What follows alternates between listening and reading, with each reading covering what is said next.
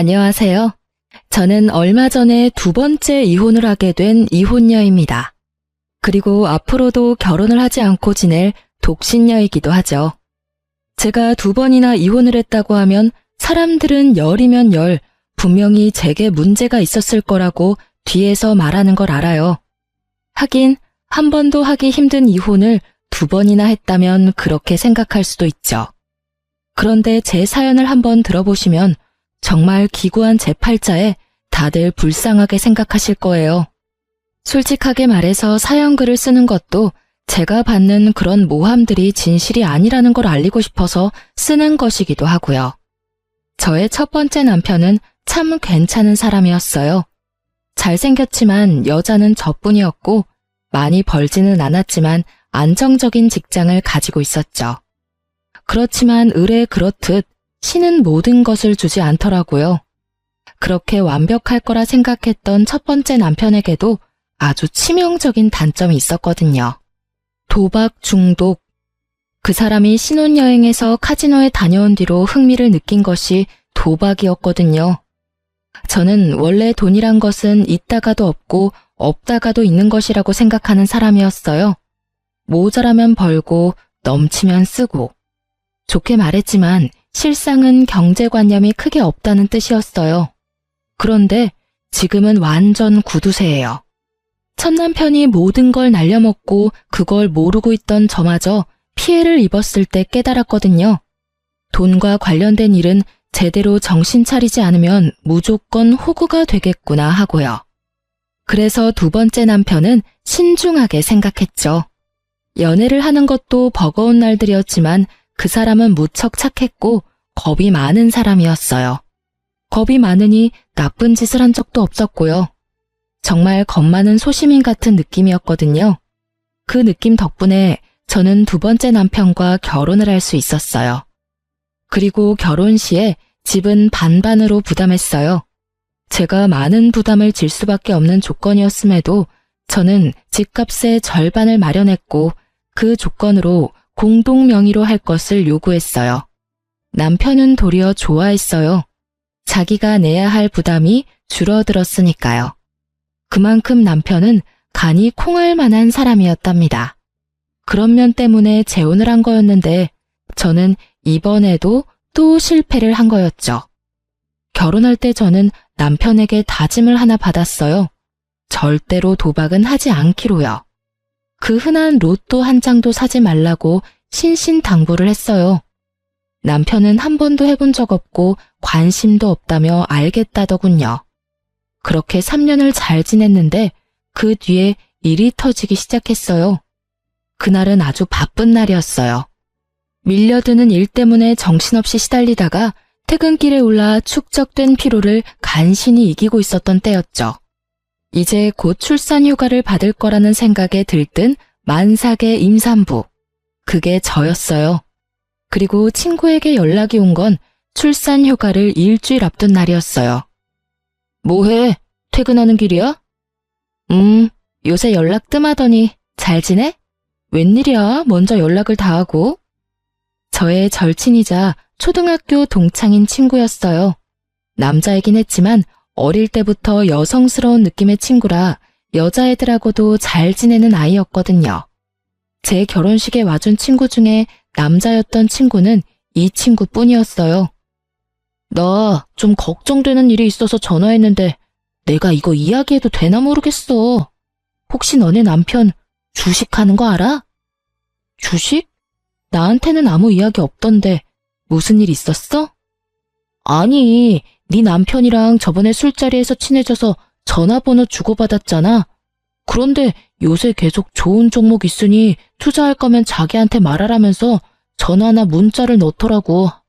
딱 잘라내기 뭐해서 지금은 생각 없다고 했는데 그게 잘못이었는지 이제는 연락 와서 왜 주식을 해야 하는지를 나한테 설득시키더라고. 주식 이야기에 가슴이 덜컥 내려앉았죠. 남편이 저 몰래 그런 일을 하고 있을 거라고는 생각을 못했거든요. 친구와의 전화를 끊고 저는 집에서 남편을 기다렸어요. 이제 와? 나 당신한테 할 말 있는데 한 가지 물어봐도 돼? 어? 물어봐. 무슨 일인데 이렇게 각을 잡아? 당신 혹시 주식해? 아, 그것 때문이야? 주식해. 여태까지 모은 돈 끌어다가 주식에 다 넣었어. 그 돈을 다? 주식은 도박이랑 다르기는 했지만 걱정이 되는 건 어쩔 수 없었어요. 주식도 눈만 떼면 다 잃어버리는 일이었으니까요. 모아둔 돈에 반만 넣어서 하지 왜 다 넣어버렸어? 푼돈으로 하면 푼돈밖에 못 벌어. 우리 애도 곧 태어나는데 돈 좀 벌어야지. 여보, 나는 돈 많은 것보다 안정적인 게 제일 좋아. 그러니까 반 정도는 다시 회수하는 게 낫지 않을까? 괜찮아. 다 잘 될 거야. 친구 녀석도 돈 많이 벌었다고 했거든. 남편이 말하는 친구가 누구인지 감이 오더군요. 남편이 소개시켜준 친구들 중에 제 레이더망에 딱 걸린 사람이었어요. 한눈에 봐도 허세가 있고 과시욕이 있는 사람, 그리고 말이 많고 하는 말마다 허풍이 섞인 사람. 사기꾼 같아 보이는 남자였는데 하필이면 그런 남자의 말을 듣고 주식에 입문했다니 저는 걱정이 이만저만이 아니었어요. 곧 태어날 아이 때문에 돈이 많이 모자란 상황이었고 제가 받을 육아휴직 급여는 모두 집 살 때 끌어다 쓴 대출금으로 나갈 예정이었거든요. 남편 월급으로 살림을 꾸려나가야 하는데 주식을 하고 있으니 나 다음 주부터 출산휴가야. 한 달이면 아이 태어나. 그리고 내가 받는 육아휴직 급여는 대출금으로 다 나가는 거 알지? 일단 한 달에 100만 원은 꼬박꼬박 나한테 줘야 해. 그래야 애도 키우고 살림도 하지. 저는 남편에게 부탁했어요. 월급 중에 다른 건 모르겠고 100만 원은 꼭 나에게 달라고요. 생활비가 없으면 어떻게 할 수 없잖아요. 그랬더니 남편이 걱정하지 말라고 하더군요. 걱정이 안 될 수가 없었지만 일단은 주의하며 남편을 살폈어요.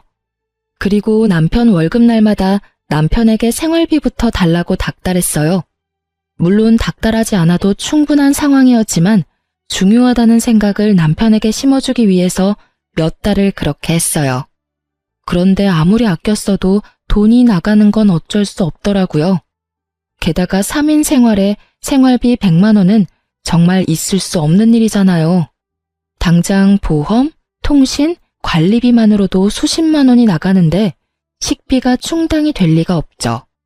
저는 남편에게 생활비를 더 늘려달라고 했지만 남편은 난색을 표하며 안 된다고만 할 뿐이었어요. 그렇게 전전긍긍하던 제게 좋은 생각이 났어요. 곧 있을 시부의 생일에 남편이 주식에 넣은 돈을 토해내도록 만들기로 한 거죠. 제가 시부 생일을 이야기하면서 뭘 준비해야 할까 물었더니 남편은 자기는 바쁘니 알아서 준비하라고 하더군요. 저는 알겠다고 말하고 아무것도 준비하지 않았어요. 준비하는 척만 했죠. 그리고 시부 생일에 남편과 시댁으로 향했어요. 남편의 형과 누나가 아버지 생일이라며 옷이며 지갑이며 현금을 갖다 바칠 때 저는 그냥 멀뚱멀뚱 쳐다보고 있기만 했어요. 그러자 남편이 제 옆구리를 툭툭 치더군요. 준비한 선물을 빨리 내놓으라고요. 그래서 저는 이 기회를 틈타 시부에게 말했어요. 아버님, 저희는 생일 선물 준비를 못했어요. 죄송해요. 남편이 요즘 주식하느라 여윳돈이 얼마 없거든요. 저도 육아휴직 중이라 돈도 많이 못 받는데 애 키우니까 돈이 많이 나가서 어쩔 수 없었어요. 제 말에 남편이 두 눈을 동그랗게 뜨고 시부가 깜짝 놀란 것 같더라고요. 너 주식하냐? 그런데 도대체 얼마를 주식에다가 넣으면 집에 생활비가 없어? 아버지, 그게 아니고 생활비로 100만 원은 줘요. 돈 안 주는 것도 아니고요. 그 100만 원은 관리비랑 보험, 통신비도 포함이잖아. 그거 빼면 50만 원도 안 남는 거 알지? 끼어들어서 그렇게 말했더니 시부 얼굴이 벌겋게 변하더군요. 너 그런 것도 제하지 않고 꼴랑 100만 원만 줬다고? 저 어린 손주 분유 한 통 사 먹일 돈도 없었겠네. 너는 다 큰 놈이 마누라의 자식 새끼 놔두고 도대체 뭐 하는 짓거리야? 아무리 돈 좀 벌어보겠다고 하는 주식이라도 정도라는 게 있는 법이다. 넌 대체 뭘 하길래 월급을 다 거기다가 때려 넣어? 아버지, 오해예요. 제가 저조차고 투자를 하겠어요. 다 우리 애를 위해서 돈 벌려고 그런 거죠. 그러니까 아버지가 이해를 좀. 그래서 너 얼마나 벌었는데? 네가 넣은 돈에서 얼마를 더 벌었어? 시부의 그 말에 남편이 말도 못하고 눈빛을 피하더군요. 딱 봐도 느껴지는 폭망의 기운이었어요. 너 설마 그거 다 날린겨? 그건 아니고요. 지금 상황이 안 좋아서 많이 떨어지긴 했는데 조금만 기다리시면 다시 올라올 거예요. 진짜요, 아버지. 그것만 올라오면 이번 손해는 다 덮고도 남을 정도고. 야, 이 자식이 아직도 정신이 안 들었어? 주식하다가 패가 망신 당한 것도 못 봤어? 능력이 안 되면 시작을 말았어야지. 네가 여태껏 주식에 관심도 없었는데 무슨 수로 수익을 내? 친구가 하라는 대로만 하면 금방 번다고 했단 말이에요. 친구 통장 보니까 엄청 돈 많이 벌었던데 저라고 왜 못해요? 이놈아, 네 분수에 맞게 살아. 주식은 아무나 해? 그것도 공부한 사람들이 하는 거지. 아무것도 모르는 초짜가 처음부터 한탕 벌어보자는 게 말이 되냐? 당장 돈 다 빼. 손해를 봤던 말던 지금 당장 빼지 않으면 내가 널 호적에서 파버릴 테니까. 시부의 서슬퍼런 목소리에 남편은 부들부들 떨며 그렇게 못한다며 버티더군요. 싫어요. 벌써 절반이나 잃었는데 지금 빼면 손해라고요. 시간이 지나면 올라올 테니까 그때까지 기다려주면. 그게 올라올지 망할지 네가 어떻게 알아?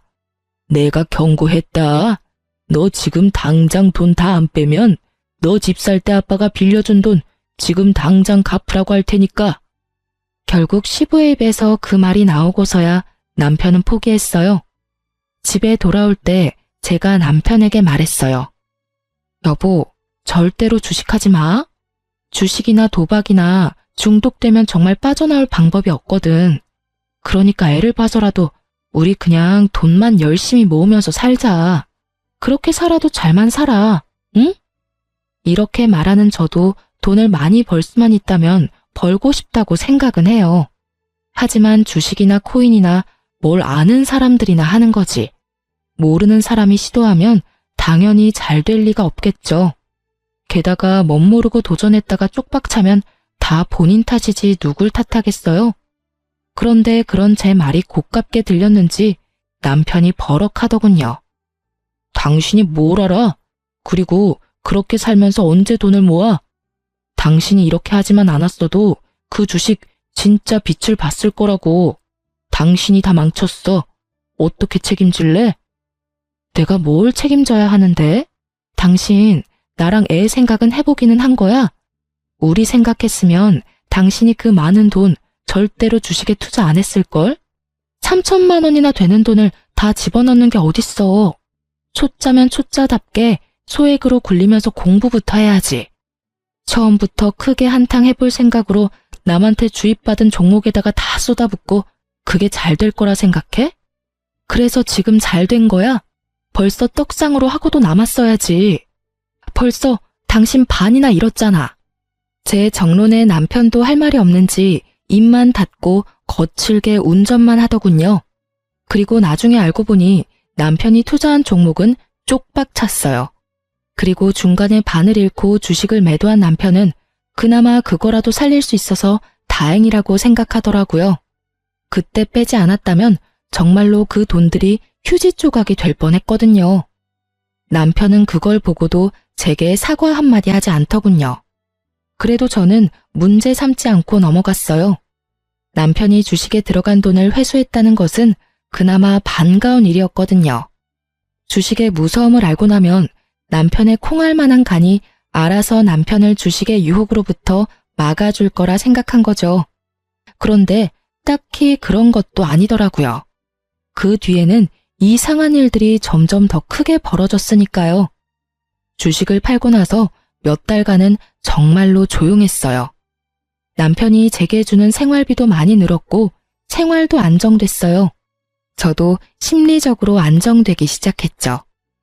남편이 이제야 그런 쪽으로 관심을 끊었나 보다 하고 태평스럽게 생각한 거죠. 그런데 이상한 일은 곧 발생했어요. 제가 예전에 선물 받아서 쓰지 않고 넣어뒀던 물건을 찾고 있었어요. 그런데 아무리 뒤져봐도 찾을 수가 없었어요. 그래서 남편에게 물어봤죠. 여보, 혹시 여기 있던 가습기 못 봤어? 안방 가습기 청소하다가 떨어뜨려서 깨졌거든. 결국 못 쓰게 돼서 그거 찾는데 안 보이네. 찾던 가습기는 친정오빠가 출산할 때 선물해준 물건이었어요. 남편은 모르겠다고 하더군요. 그래서 이상하다 싶었어요. 제가 뭔가 정리하다가 잘못 버려버렸나 싶은 생각이 들 정도였죠. 그러면서도 그럴 리가 없는데 하고 생각하던 제게 또 그런 일이 일어나 버렸어요. 여보, 베란다에 넣어둔 밥솥이 안 보이는데 혹시 어디 갔는지 알아? 그 밥솥은 제가 산 밥솥이었어요. 쓰고 있는 물건이 꽤나 쓸만해서 계속 쓰다가 망가지면 그걸로 사용할 생각이었는데 그 새 제품이 깜쪽같이 사라진 거예요. 남편한테 물어보니 남편은 또 모른다고 하니 정말 귀신이 곡할 노릇이었죠. 그래서 저는 혹시나 싶은 마음에 중고 사이트를 들어갔어요. 제가 찾던 밥솥과 가습기 이름을 검색했더니 중고 물건을 올려놓은 사람들이 몇 보이더군요. 그런데 최근 물건 중에 제 물건과 똑같은 물건이 있더라고요. 그리고 그걸 올린 사람이 똑같은 사람이라는 걸 알고서는 그대로 놀라버렸어요. 바로 그 아이디가 남편의 아이디였거든요. 게다가 더 화가 난 건 산지 얼마 안 된 물건도 미개봉 물건도 모두 가격을 반이나 후려쳐서 팔았다는 거였어요. 그 돈이 다 제 주머니에서 나오는데 집에서 남편에게 이야기해봐야겠다 싶어서 그날 빠르게 집으로 갔는데 이번에는 공기청정기가 사라졌더라고요. 얼마 전에 제가 구입한 최신 제품이었거든요. 여보, 여기 있던 공기청정기 어디 갔어? 그거 팔았어. 어차피 별로 효과도 없잖아. 정말 천연덕스럽게 말하는 남편을 보면서 저는 온몸에 소름이 돋는 기분이었어요. 그걸 자기가 왜 팔아? 내가 내 돈 주고 산 거야. 팔아도 내가 팔아야지. 그거 꼴랑 얼마 한다고? 돈 없어서 팔았어. 됐어? 당신이 매달 가져가는 돈 때문에 그렇잖아. 내가 가져가는 돈이 얼마나 된다고 이래? 돈이 없냐고? 나 다시 일 시작하고 생활비 주는 것도 반으로 줄었잖아. 당신 월급은 다 어디다 쓰는 거야? 혹시 아직도 주식해? 저는 혹시나 하는 마음에 남편 폰을 빼앗아 확인부터 했어요. 그런데 주식에는 잔고가 0원이더군요. 가지고 있는 종목도 없고요. 그래서 더 이상했어요. 주식도 도박도 안 하는데 돈이 없다니 이상하잖아요. 당신 밖에 살림 차렸어? 제 말에 남편이 어이없다는 듯이 한숨을 내쉬더군요. 무슨 헛소리야. 그냥 돈이 좀 필요했었어. 내가 돈 어디다 쓰는 것까지 당신한테 말해야 해? 내가 산 물건 팔아치우는데 그걸 내가 몰라야 될 이유도 없지? 말해봐. 그 돈 다 어디다 써? 아니면 당신 혹시 잘렸어? 아니야. 아니라고. 에휴, 너하고 무슨 말을 하냐. 됐어. 말해보라고. 당신 가습기랑 밥솥도 당신이 갖다 팔았지? 그래, 내가 했다. 됐냐? 돈도 얼마 안 되는 거 팔았다고 생색은. 나중에 갚아주면 될 거 아냐. 그렇게 말하면서 남편이 기분 나쁘다는 티를 팍팍 내면서 밖으로 나가버리더라고요.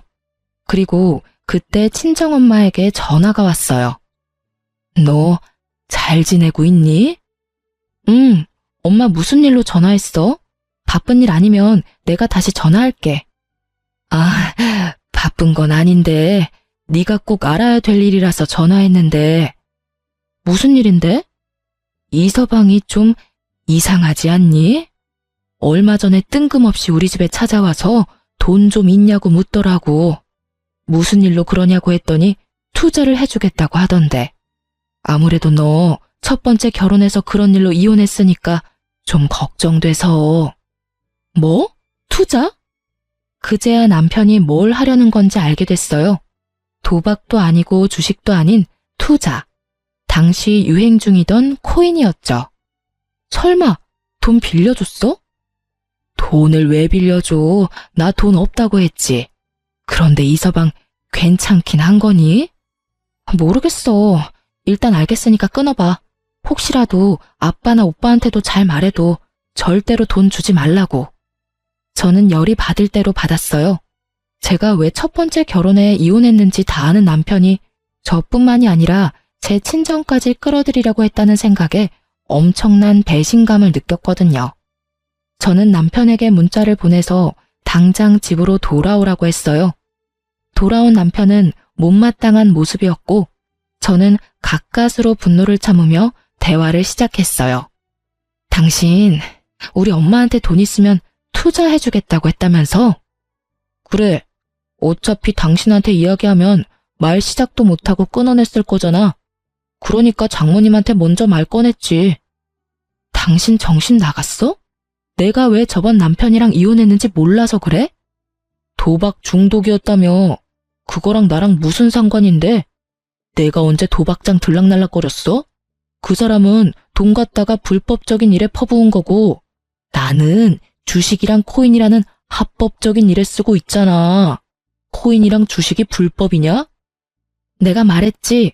아무것도 모르면 당신이 가지고 있는 소액부터 시작하라고. 그런데 우리 엄마한테 돈을 빌리려고 했잖아. 거기서부터가 문제인 거라고.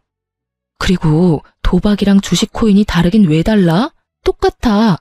소액으로 허용 가능한 범위 내에서 하는 건 다 합법이지. 그런데 당신이 감당 못할 금액으로 다 퍼붓고 집안 세간살이까지 팔아가며 하는 건 중독이야. 도대체 코인은 누가 가르쳐 준 거야? 코인도 그 미친놈이 하라고 하든? 그래? 그래, 그 친구가 알려줬다. 왜? 그래서 뭐가 문젠데? 당신한테 손 벌린 적 없잖아. 내가 내 돈 쓰는데 도대체 왜 이렇게 참견질이야? 아, 진짜 열받아서. 그리고 도움 하나도 안 되는 당신보다 훨씬 도움되는 친구가 그 친구거든? 내 친구 욕하지 마. 잘하는 짓이다. 친구 이야기는 그렇게 새겨 들으면서 집안에 있는 돈은 있는 돈 없는 돈 다 끌어다 탕진하면서 와이프 말은 귓등으로도 안 듣지? 정신 좀 차려. 제가 아닌 친구를 감싸는 남편 놈을 보며 저 인간이 제정신인가 하는 생각이 들더군요. 지금 뭐가 문제인지를 전혀 모르고 있더라고요. 전 남편이 보였던 얼굴과 똑같은 얼굴, 똑같은 눈빛을 하고서요. 제발, 제발. 당신 진짜 중독이야. 이러다 나중에 어떡하려고 이래. 저는 거의 울부짖듯이 남편에게 소리쳤어요. 이 결혼만큼은 망치고 싶지 않았어요. 그래서 부탁했는데 돌아오는 말이 제 예상과는 달랐어요. 내가 왜 중독이야? 당신 전 남편 같은 사람이 중독이지. 내가 대출 끌어다 코인에 넣는 거 아니잖아. 내가 쓸 수 있는 돈으로 하고 있잖아, 지금. 너 전 남편한테도 이런 식으로 굴었어? 전 남편도 사실은 별거 아니었는데 도박 중독인 것처럼 꾸며서 이혼했어. 중독이 뭔지 몰라서 그래? 있는 돈 다 끌어다 쓰는 게 중독이야. 지금 당신 꼴을 좀 보라고. 거기다가 우리 엄마한테 돈까지 빌리려고 했잖아. 당신 진짜 어쩌려고 이래? 결국은 안 빌렸잖아. 그럼 된 거 아니야? 멀쩡한 사람 중독자 만드니까 기분 좋아? 너랑 대화하면 답답해 돌아버리겠다고. 앞으로 이런 이야기 할 거면 나한테 말 걸지 마. 저는 이미 남편이 중독되었다는 사실을 알게 됐어요. 아무리 제가 이야기해도 도돌이표처럼 되돌아올 뿐이라는 것도 깨달았죠. 그래서 남편이 아닌 시모에게 찾아갔어요. 시댁에는 시부는 출타 중이었고 시모만 집에 계셨어요. 저는 시모에게 말했죠. 어머님, 그이가 이번에는 코인에 손을 댔어요. 제발 어머님이 뭐라고 해주세요. 이러다 진짜 집 다 말아먹겠어요. 제 말에 시모가 가만히 제 얼굴을 빤히 보더라고요. 그러더니 어이없는 말 한마디를 하더군요. 예, 너는 그렇게 안 봤는데 사람이 왜 그렇게 속이 좁니? 네 남편이 어련히 알아서 하지 않을까? 아내가 돼서 남편 마음도 헤아리지 못하고 하는 일마다 막아서야 될 일이니? 너도 그렇게 말하지만 말고 남편 하는 일에 귀를 좀 기울여 봐라. 걔도 다 가족을 위해서 그러는 건데. 어머님, 가족을 위한 일이라도 잘못된 방법이에요. 게다가 지금 집에 있는 세간살이도 다 팔아서 코인 할 돈까지 모으고 있다고요. 이게 정상이에요?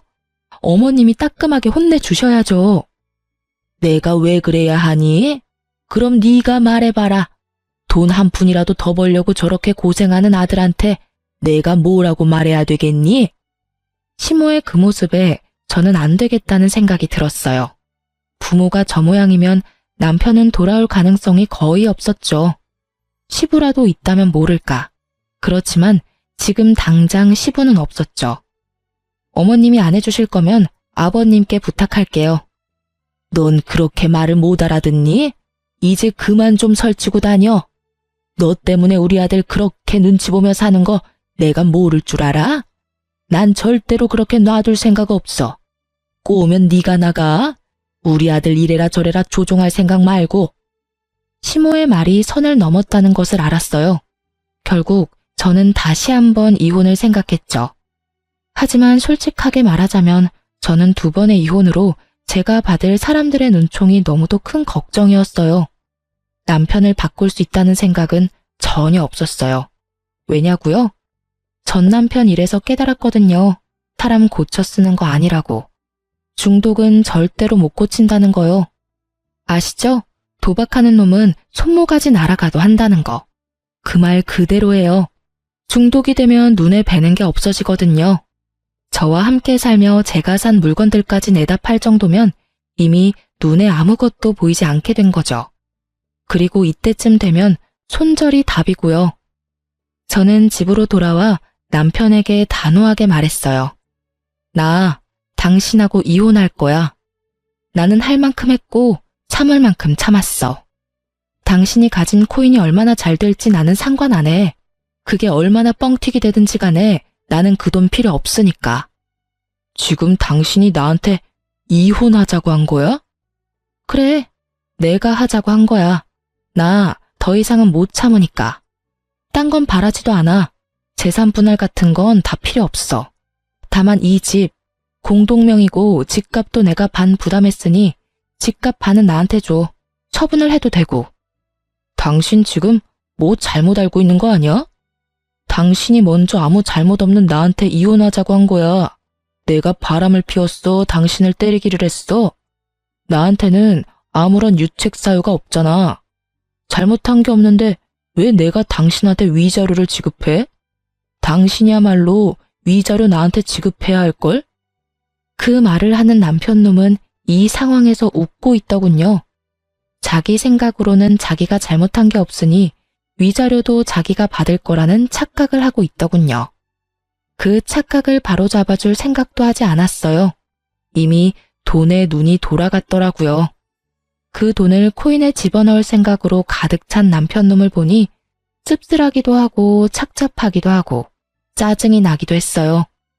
이번에도 망쳤다는 생각부터 저놈은 뭘 믿고 저렇게 당당한가 싶은 생각까지 들었죠. 맘대로 생각해. 나는 내 권리 주장할 거고 이혼 소송도 필요하면 할 거야. 당신 얼굴 더는 보기 싫으니까 나는 친정에 있을게. 저는 그렇게 말하고 집에서 나왔어요. 그리고 그날 이후로 남편놈은 열심히 돈을 빌리러 다니더군요. 카드부터 시작해서 제가 하지 말라고 했던 자동차 담보대출까지 받았더라고요. 애 물건 놔두고 온 게 있어서 2주 만에 집에 갔더니 수북하게 쌓여있는 고지서부터 시작해서 텅 빈 집안이 보이더군요. 이미 팔 수 있는 건 다 팔아먹었더라고요. 가격이 나가는 건 전부 다요.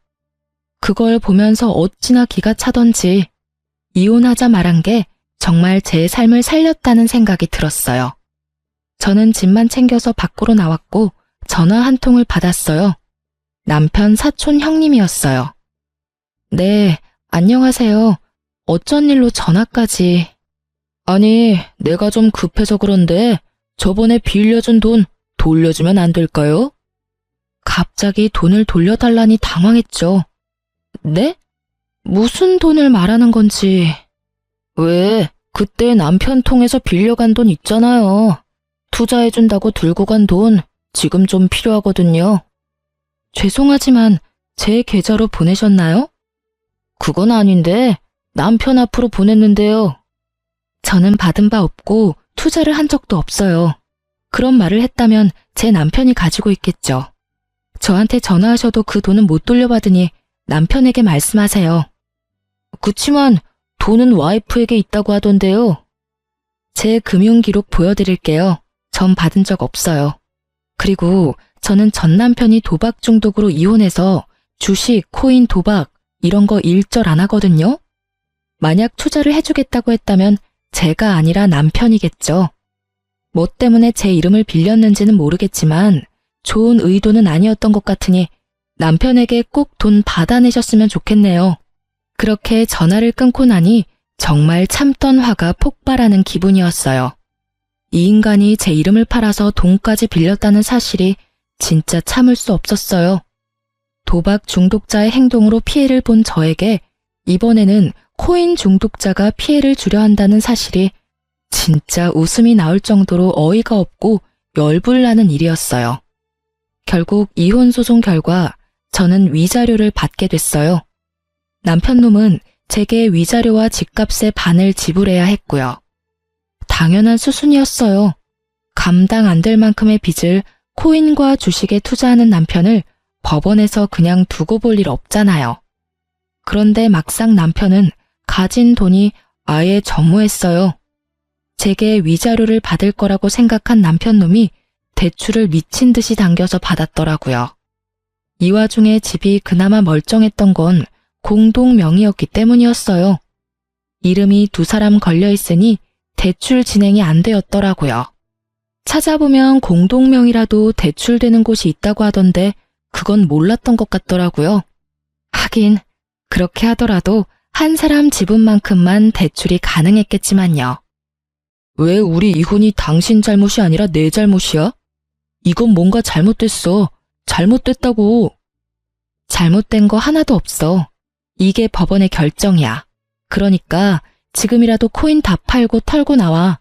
그 돈만 있어도 당신 사는 데는 불편함 없을 테니까.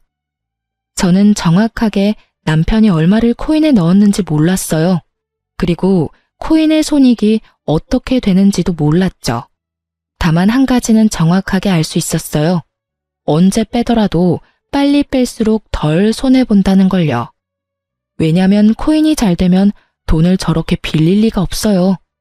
잘 되면 잘 된 걸로 불려서 또 하면 되니까요. 게다가 코인이 잘 되고 있었다면 제게 순이익을 보여줬겠죠. 아는 척 하지 마. 당신이 뭐든지 다 알고 있다고 생각하는 것 같은데 나는 이번에는 포기 안 할 거야. 저번에 주식할 때도 당신 때문에 제대로 해보지도 못하고 다 털어야 했잖아. 이번에는 절대 달라. 내가 받은 정보대로만 하면 2배, 아니 3배까지 뛸 거라고. 당신이나 그때 가서 후회하지 마. 돈 없다고 나한테 들러붙지도 말고. 남편의 그 말은 어디선가 들은 말이었어요. 전 남편이 딱 저렇게 말했거든요. 크게 한탕할 거다. 그때 가서 후회하지 마라. 너한테는 한 푼도 안 줄 거다. 그러고서 지금 살고 있는 꼴을 보면 정말 폐인이 다 된 채로 살고 있거든요. 저는 남편 놈의 저 말에 의미를 둘 필요를 못 느꼈어요. 게다가 이 이혼을 빌미로 돈을 더 끌어다 쓰는 그 지독함에 제가 질려버린 거예요. 이미 건널 수 없는 강을 건넜구나 싶었어요. 저와 애라도 살아야 했으니 저 남자를 강제로 떼어냈어요. 산 사람은 살아야 하지 않겠어요? 그럴 일 없고 난 그렇게 번 돈도 필요 없어. 일하는 걸 그런 식으로 다 털어먹고 싶다는데 내가 말릴 이유도 없지. 그리고 이혼하게 되면 더 이상 그럴 필요도 없고 대신 우리 애한테 연락하지 마. 코인 중독자가 애 아빠라고 가르쳐주고 싶지 않으니까. 그리고 당신이 잘 되든 못 되든 앞으로 나한테 연락하지 마. 나는 당신을 이해할 수도 없고 이해하고 싶지도 않은 사람이거든. 그러니까 다시는 마주치지 말자. 저는 모든 게 그냥 무의미하다는 생각이 들었어요. 화를 내고 싶은 마음도 그저 싹 사라졌죠. 지금이라도 이 사람을 설득하면 가정을 지킬 수 있을지도 모를 거라는 꿈 같은 희망 회로를 돌릴 수 있는 상황이 아니었죠. 이 인간 설득이 될 단계가 아니었으니까요. 그렇게 저는 남편과의 대화를 끝냈어요. 이미 판결은 제게 위자료와 재산 분할하라는 내용이었지만 남편이 그걸 들어줄지는 모를 일이었어요. 다만 그 집만 팔면 어떻게든 돈은 마련할 수 있을 테고 남편도 영 돈이 없으면 코인을 팔지 않을까 하는 생각도 했거든요. 그런데 2달 정도 지났나요? 전 남편에게 전화가 왔어요. 마주치지 말자고 연락하지 말라고 한 지 얼마 되지도 않았는데 전화를 하는 전 남편이 답답했지만 전화를 받았어요. 여보, 미안해. 내가 잘못 생각한 것 같아. 정말로 너무 만만하게 보고 시작한 것 같아. 당신이랑 우리 애 없으니까 너무 힘들어. 이혼 다시 생각해주면 안 될까? 뜬금없이 전화한 남편 놈은 수화기 너머로 질질 짜고 있더군요. 솔직하게 미안하다거나 불쌍하다는 생각은 전혀 들지 않았어요. 그 뒤에 나올 말들이 대강 예상이 됐거든요. 갑자기 왜 그런 말을 해? 주식이랑 코인은 다 털고 나왔어? 이제 좀 정신이 들어? 코인은 아직 하고 있어. 지금은 똥값이지만 언젠가는 오른다고. 나는 그때만 기다리고 있는 거고. 다른 종목들 다 사라져도 그것만은 끝까지 간다고 했으니까 밀어줘야지. 아직 정신 못 차렸네. 나는 당신이 코인이나 주식을 하든지 말든지 간에 당신이랑 다시 만날 생각 없어. 그렇게 냉정하게 말하지 말고. 잘 들어봐. 내가 당신한테 줘야 할 돈들이 좀 있잖아. 그런데 지금 내 형편으로는 바로 다 갚지는 못해. 그래도 지금 들어가고 있는 코인만 잘 되면 당신 거부터 갚을 거긴 한데 좀만 더 기다려주면 안 될까? 재결합을 말하더니 씨알도 안 먹힐 것 같으니 이번에는 연장을 요구하더군요. 연장 정도야 해줄 수 있었지만 문제는 저놈은 돈이 생기면 무조건 코인부터 할 놈이라는 거였어요. 나 당신이 돈 안 주면 강제로 받도록 법원에 신청할 거야. 그렇게 되면 당신 월급 봉투부터 먼저 잡히는 거 알지? 그렇게 되지 않도록 열심히 애써봐. 간단한 방법 있잖아. 집 팔아서 나한테 집 반값이랑 위자료 주면 우리 사이 깔끔하게 정리되는 거야. 그러면 집을 완전히 당신한테 넘기게 되는 거잖아. 그럼 넘겨야지. 당신이 지금 줘야 할 돈이 있으니까. 그 돈은 당신이 잘못했으니 나한테 주라는 거거든? 여전히 뭐가 잘못된 건지도 모르겠지? 왜 네가 돈 내야 하는 건지도 모르겠지? 거봐. 당신은 여전히 아무것도 모르고 여전히 잘못된 길을 걷고 있잖아. 진짜 짜증나 죽겠어.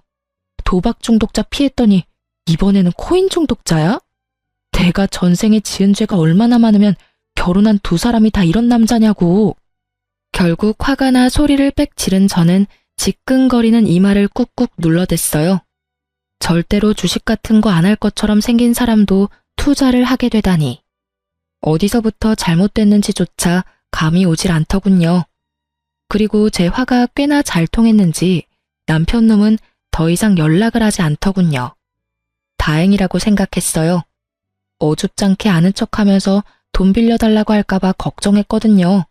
그런 뻔뻔한 사람은 아니라서 다행이었죠. 그런데 그 뒤로 시부에게 연락이 온 적이 있었어요. 시부는 그나마 남편의 코인 중독을 걱정하던 분이셨는데 제게 전화와서 그러더라고요. 며느라가 내가 아들놈 잡아다가 절대로 허튼 짓 못하게 단단히 일러둘 건데 다시 집에 돌아올 생각은 없어? 아버님 생각은 고맙지만 안 될 것 같아요. 남편은 이미 제 이야기에는 귀를 기울이지 않거든요. 그놈이 늦바람에 정신을 못 차려서 그래. 내가 단단히 일러두고 정신 차리도록 만들면 하지 말라는 짓은 안 할 거다. 이렇게 헤어지는 건 너한테도 아들한테도 안 좋아. 시부의 걱정은 부모로서 당연한 일이었고 제 입장까지 생각해주는 아주 감사한 일이었어요. 하지만 그런 시부의 노력도 길게 가지 못할 거라는 걸 알았어요. 그리고 시부를 이유로 돌아가 봤자 그 집에는 시모가 있잖아요. 열심히 아들 일탈을 도운 시모가요. 아들 하고 싶은 대로 놔두라는 시모의 말이 턱하니 걸리더군요. 죄송해요, 아버님. 전 제 아이를 코인 중독자 아이로 키우고 싶지는 않아요.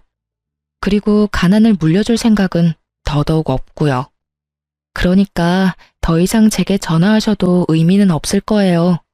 이번 이혼 후에는 죽을 때까지 혼자 애 키우면서 살 예정이거든요. 애 보고 싶을 때는 말씀하세요. 아버님 혼자만 오시는 거면 애 보여드릴게요. 그렇게 말하고 전화는 끊었어요.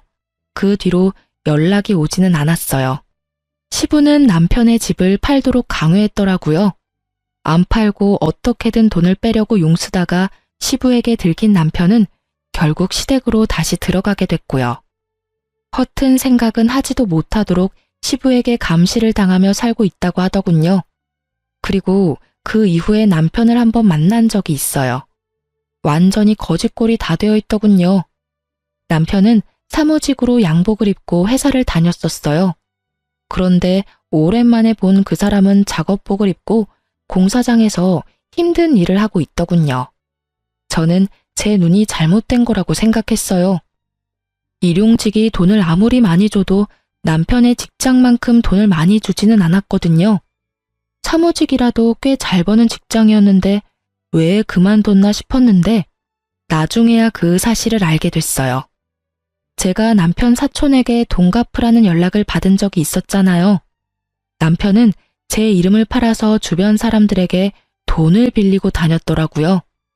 그렇게 여기 조금 저기 조금 빌린 돈들이 꽤 규모가 커진 데다가 그렇게나 고대하며 기다리던 코인도 완전히 폭삭 망해서 그 코인 자체가 사라져버리는 엄청난 일을 겪었다고 하더군요.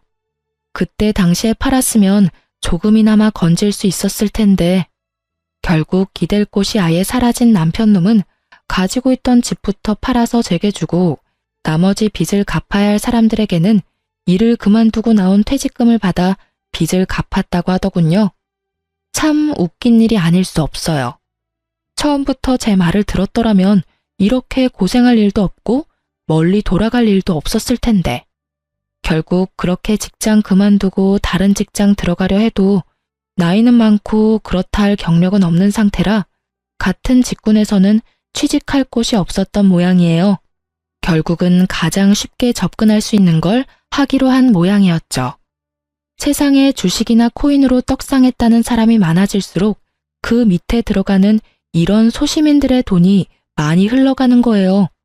저 사람은 되는데 나는 왜 안 돼? 같은 마인드가 사람을 집어삼켜버리는 거죠. 그리고 마누라며 자식이며 다 내팽개치도록 만들어버리고요. 참 무서운 일이에요. 어쨌든 저는 신혼집이었던 집 한 채만은 제 것으로 만들어 아이랑 잘 살고 있어요. 첫 번째 결혼에서는 공동명의 같은 거 없었거든요.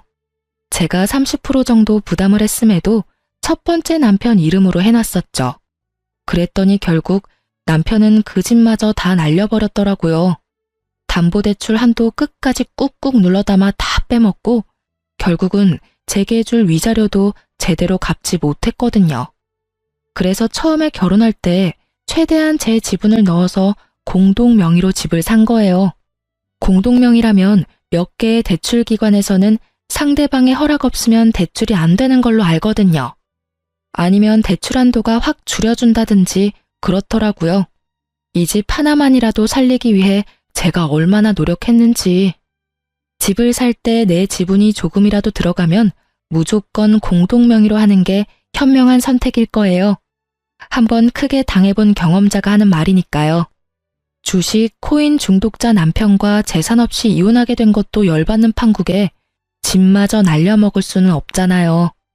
집만 있으면, 아니 최소한의 미천이라도 있으면 어떻게든 사라지게 되어 있거든요. 사실 두 번째 이혼을 하고서는 많이 힘들었어요. 초혼도 아닌 재혼을 해서 또 이혼한 거였으니까요. 사람들이 제 탓이 클 거라 예상하며 물어뜯었죠. 그게 너무 스트레스였어요. 그렇지만 지금 주변 사람들도 제 결혼에 대해 대충 알고 있고 저를 이해해주고 있어요. 그리고 지금 이 글을 읽어주시는 분들에게도 감사의 말을 전합니다.